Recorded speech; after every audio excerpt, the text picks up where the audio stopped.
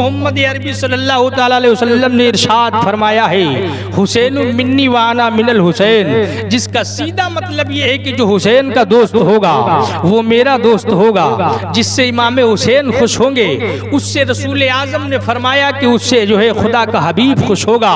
और ये हर मुसलमान का ईमान और अकीदा है कि जिससे मोहम्मद अरबी खुश हो जाया करते हैं उससे खुद खुदा खुश हो जाया करता है, और जिससे खुदा खुश हो जाता है उसकी दुनिया भी कामयाब हो जाती है और आखिरत भी कामयाब हो जाती है। लिहाजा नहीं खामोश रहोगे। आपकी ये एतराज समझ में आया कि लोग आपसे ये सवाल कर सकते हैं, और आज एक जमात ऐसी है भी जो ये एतराज करती है कि इमाम हुसैन को तुम मानते हो, हम बोलते हैं हम मानते हैं। इमाम हुसैन के नाम से महफिल करते हो, हम बोलते हैं कराते हैं। लेकिन लोग बोलते हैं कि फिर उस महफिल कराने से,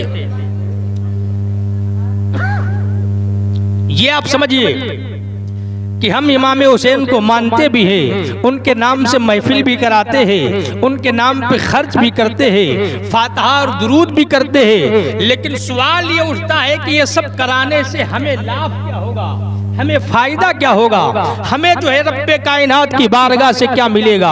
तो दोस्तों जब हम ये सवाल जो है करेंगे और ये एतराज अपने जहन में लेकर के और फिर हम इसका जवाब ढूंढेंगे तो आपको पता चल जाएगा, क्योंकि मोहम्मद अरबी सल्लल्लाहु ताला अलैहि वसल्लम ने खुद ही इरशाद फरमाया है। आपने इरशाद फरमाया है मम्माता आला हुब्बे आले मुहम्मद माता मोमिनन। आपने फरमाया है जो मोहम्मद की आल के साथ में मोहब्बत करते करते मर जाएगा वो ईमान की हालत में जाएगा। और आपने ये भी सुना होगा जो ईमान वाला होगा कयामत में मोहम्मद अरबी उसकी शफाअत करेंगे, और सिर्फ शफाअत नहीं शफाअत करके उसे जन्नत में ले जाएगा। और आपने ये भी सुना होगा कि जन्नत के सरदार बनाया है इमाम हसन और हुसैन को खुदा ने, वो जन्नती जवानों के सरदार होंगे। लिहाजा ये बात जो मैंने आपको बताई है, लोग कहेंगे कि अगर इमाम हुसैन के पास इतना ही पावर था तो करबला के मैदान में गए थे जब यजीदियों ने आप पर पानी बंद किया था, दाना बंद कर दिया था, तो इमाम हुसैन वहां पर अपने पावर को इस्तेमाल करते। अगर पावर इस्तेमाल कर लिया होता तो उनका खानदान जो है करबला के मैदान में प्यासा शहीद नहीं होता, उन्हें भी पानी मिल जाता। छोटे छोटे बच्चे प्यास की शिद्दत से तड़पते नहीं, अगर उनके पास पावर था तो पानी मंगाया क्यों नहीं।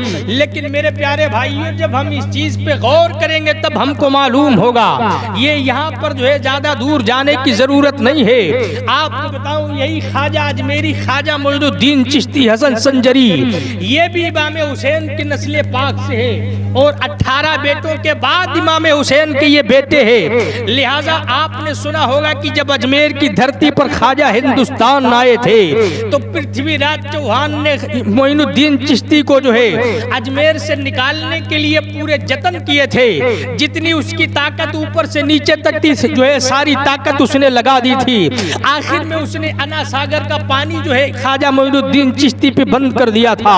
आपने ये भी सुना होगा कि ख्वाजा अजमेरी ने अपने एक मुरीद को एक कासा देकर के, एक प्याला देकर के भेजा था और कहा था कि जा, और जाने के बाद अना सागर से कहना चल अना सागर तुझे मोइनुद्दीन बुला रहे हैं। लिहाजा यहाँ पर थोड़ी बात समझने की जरूरत है। खुद ख्वाजा नहीं गए थे बल्कि अपने मुरीद को भेजा था और कहा था जा अना सागर से कह देना चल तुझे मोइनुद्दीन बुला रहा है। लिहाजा जब वो मुरीद कासा लेकर के अना सागर के पास में पहुंचता है और इतना कहता है कि चल अना सागर तुझे मोइनुद्दीन बुला रहे हैं, तो तारीख गवाह है मेरे प्यारे भाइयों पूरे अना सागर का पानी सिमट गया था और सिमटने के बाद ख्वाजा के कासे में आ गया था। अब मैं आपसे पूछना चाहता हूँ और ये बात आपके जहन नशीन कराना चाहता हूँ, ये ख्वाजा कोई और नहीं बल्कि इमाम हुसैन की नस्ल से है, और एक दो नहीं 18 बेटों के बाद इनका नंबर आता है। अब आप जरा समझ करके देखिए प्यारे, इनके पावर का हाल ये है कि अगर आर्डर दे दे तो पूरा अना सागर जो है सिमट करके कासे में चला जाए। लेकिन जब इन्हें पावर देखा जाएगा कि ख्वाजा को जो पावर मिला है वो भी मौला अली के घर से मिला है, क्योंकि विलायत विलायत जो बढ़ती है वो मौला अली के घर से बढ़ती है। अब यहाँ पर जो है सवाल ये उठता है कि ख्वाजा ने पावर का इस्तेमाल किया, अना सागर का पानी मंगा लिया, लेकिन हम मानते हैं कि इमाम हुसैन के पास पावर था। अगर वो चाहते तो पानी मंगा लेते, लेकिन करबला में पानी मंगाया क्यों? सवाल ये है, करबला में पानी मंगाया क्यों नहीं? अगर पावर था तो मंगा लेते। अब अगर कोई ये चीज कहे कि हम मानते हैं पावर था, तो फिर इस्तेमाल क्यों नहीं किया? ख्वाजा जो उनके 18 बेटों के बाद है, उनका पावर तो ये है कि चाहे तो अना सागर सिमट करके कासे में चला आए, और जो वहां अजमेर गया होगा उसे मालूम होगा अना सागर छोटा तालाब नहीं है। आप जहां तक निगाह दौड़ाएंगे वहां तक आपकी निगाहों के सामने पानी ही पानी होगा।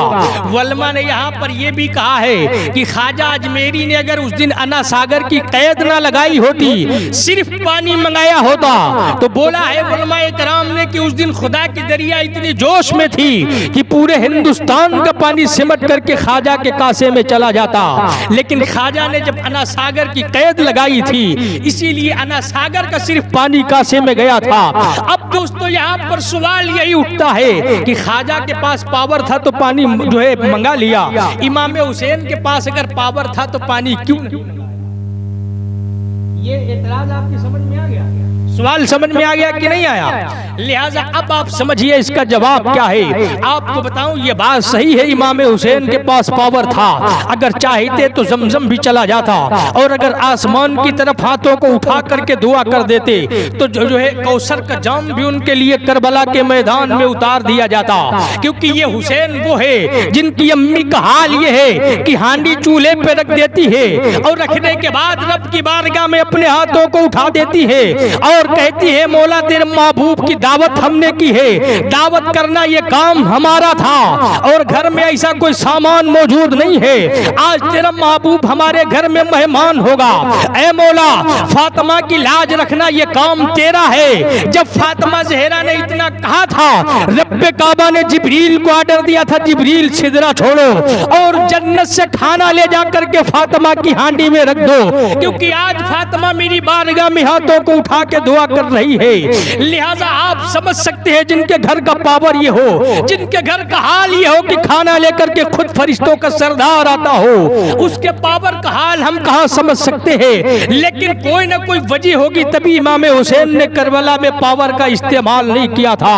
और खाना लेकर के जिब्रील अमी फातिमा की हांडी में आते हैं, वो जो है घराना इमाम हुसैन का है, जिनकी माँ का हाल ये हो और जिनके बाबा का हाल ये हो, जिन्हें शेर खुदा हैदर कर्रार कहा जाता है, जिनकी विलायत भी होती है तो खुदा के पाक घर में, जिसे हम खाने काबा के नाम से जानते हैं। और मेरे प्यारे भाइयों यहीं पे खत्म नहीं होता है, ये हुसैन वो है जो मोहम्मद अरबी की गोद में खेलते थे, ये वो है जिनके रोने से मोहम्मद प्यारे बेकरार हो जाते थे।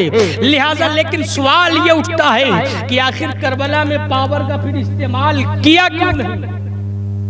अब आपकी समझ में ये इतराज आ गया होगा, तो आपको बताऊं ख्वाजा अजमेर में आए थे, अना सागर को एक कासे में समेट लिया, लेकिन जब इमाम हुसैन करबला के मैदान में पहुंचे थे, पूरा खानदान प्यासा था, छोटे छोटे बच्चे प्यास की शिद्दत से एड़ियां रगड़ रहे थे, लेकिन पानी नहीं मंगाया। पानी की जरूरत थी, पानी नहीं मंगाया। उनके पास जरूरत थी लेकिन हाजत थी, लेकिन हाथों को नहीं उठाया। क्यों? तो दोस्तों मामला अलग था, मामला डिफरेंस था, मामला दूसरा था। यहाँ जो ख्वाजा अजमेर की धरती पर आए थे तो ख्वाजा का मकसद अलग था। इमाम हुसैन करबला के मैदान में पहुंचे थे, इमाम हुसैन के जाने का नजरिया और मकसद अलग था।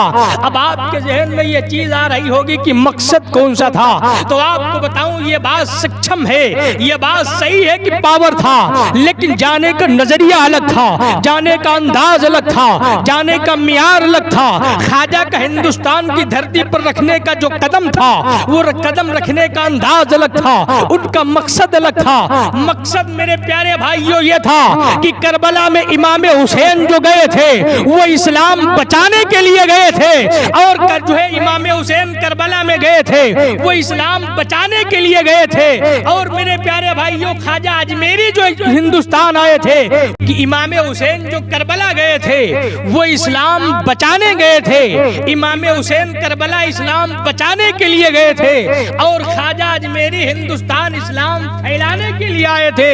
और ये बात आप जब किताबें पढ़ेंगे तो आपको मालूम हो जाएगा कि इस्लाम फैलाने के लिए इस्तिकामत की जरूरत पड़ती है और इस्लाम फैलाने के लिए करामत की जरूरत पड़ती है। वो करबला के मैदान में इस्लाम बचाने गए थे, वहां पर जरूरत इस्तिकामत की थी, इसलिए आपने इस्तिकामत से काम लिया।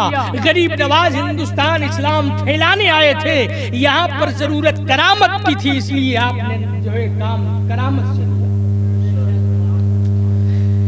इसलिए आपने जो है काम करामत से लिया। वहां पर जो है जरूरत इस्तिकामत की थी और यहाँ पर जरूरत करामत की थी, क्योंकि वहां पर इस्लाम बचाना था और यहाँ पर इस्लाम फैलाना था। ये मकसद अलग अलग था, वरना पावर तो ख्वाजा को उन्हीं के दर से मिला है, उन्हीं के दर से मिला है और उन्हीं के सदके में मिला है। क्योंकि मेरे प्यारे भाइयों, सिर्फ ख्वाजा को नहीं, आज तक जितने वली हुए हैं या होंगे, उन सारे वलियों को जो विलायत मिलती है वो मौला अली के घर से ही मिलती है, क्योंकि विलायत के शहंशाह है मौला अली, विलायत के शहंशाह और विलायत के इमाम हैं। वो जिसे चाहते हैं उसे ही विलायत मिलती है। ये कानून बना दिया है। ये बात आपकी समझ में आई कि नहीं आई कि करबला में पावर था, लेकिन इस्तेमाल कर लेते तो इस्तिकामत में फर्क आ जाता, और इस्तिकामत में फर्क आ जाता तो मामला अलग हो जाता। इसलिए आपने अपनी इस्तिकामत में कोई फर्क नहीं आने दिया और भूखे और प्यासे रह लिए, लेकिन इस्तिकामत में कोई फर्क आ जाए ये आपने बर्दाश्त नहीं किया। वरना पावर तो ये था